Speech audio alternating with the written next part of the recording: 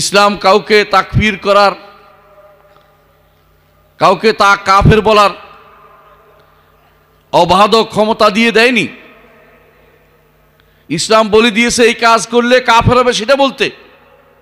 ব্যক্তিকে কথায় কথায় কাফের বানানো, কোনো গোষ্ঠীকে, শাসক গোষ্ঠীকে কাফের বলা, অথবা কোনো আলেম গোষ্ঠীকে কাফের বলে ফেলা নির্ধারণ করে ইসলাম কিন্তু সেই নীতি দেয়নি। এই জন্য আলী রাদিয়াল্লাহু আনহু যখন তাদের বিরুদ্ধে যুদ্ধ করেছিলেন, তখন তিনি এই জন্য যুদ্ধ করেননি যে তারা কাফের ছিল। কি জন্য যুদ্ধ করেছিলেন? কারণ তারা হক মানতে অস্বীকার করেছিল। কেন কাফের বলেছিলেন? কেন কাফের তারা বলেননি, কিন্তু কেন যুদ্ধ করেছিলেন? তিনি যুদ্ধ করেছিলেন কারণ ইমামে হকের অনুসরণ করতে তারা রাজি ছিল না।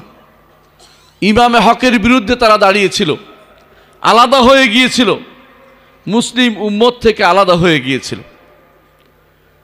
তিনি তাদের বিরুদ্ধে যুদ্ধ করেছেন কারণ কোরআন এবং সুন্নাতের অপব্যাখ্যা তারা দাঁড় করিয়েছিল।